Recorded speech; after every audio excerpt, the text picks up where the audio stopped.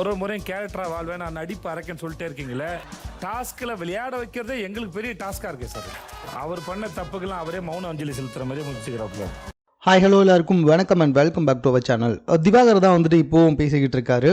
எதை பற்றி பேசிகிட்டு இருக்காரு அப்படின்றது எனக்கு சரியாக தெரியல. பட் விஜய் சேதுபதி திவாகரை பார்த்து என்ன சொன்னார்னா, திவாகர் நீங்கள் உஷாராக இருக்கீங்கன்னா நாங்கள் உஷாராக இருக்க மாட்டோமா?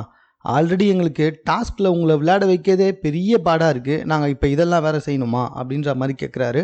மேபி நேற்று வந்துட்டு அந்த விஷயத்தை பேசிகிட்டு இருக்கும்பொழுது, அதாவது அந்த ப்ராங்க் விஷயத்தை பற்றி பேசும்பொழுது, திவாகர் இந்த ஷோ வந்துட்டு கெட்டு போயிடக்கூடாது, இந்த ஷோ வந்துட்டு வெளியே இப்படி தெரியக்கூடாதுன்றதுனால அதை மூடி மறைக்கிறாங்கன்னு சொன்னார்ல, அதோடைய கண்டினியூஷனாக திவாகரை திட்டுறாரா என்ன அப்படின்றது தெரியல. ஸோ திவாகரால் எதுவுமே பேச முடியல, தலையை கவுந்து கீழே குனிஞ்சிட்டாரு.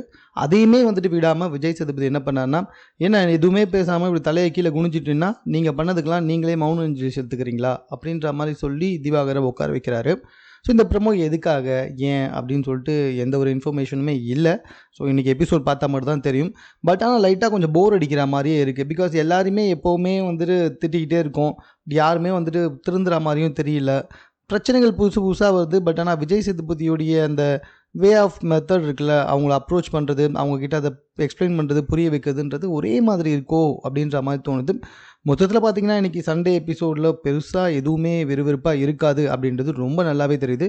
பிகாஸ் ஆஃப் காலையிலேருந்து அந்த 3 ப்ரோமோவுமே பார்த்திங்கன்னா எதுவுமே கிடையாது. ரொம்ப அந்தளவுக்கு ஒன்றும் சாட்டிஸ்ஃபேக்ஷனாக இல்லை அப்படின்னு தான் சொல்லணும். ஸோ லெட்ஸ் சி, மேபி எபிசோடில் வந்துட்டு வேறு மாதிரி ஏதாவது கொஞ்சம் டெரராக இருக்கலாம், பார்க்கலாம். மேலும் இது போன்ற செய்திகளை உடனுக்குடன் தெரிந்து கொள்வதற்கு சென்னை சேனலை சப்ஸ்கிரைப் பண்ணுங்கள். இது குறித்த உங்களுடைய கருத்துக்கள் இதுவாக இருந்தாலும் கமெண்ட்டில் நீங்கள் பதிவு செய்யலாம்.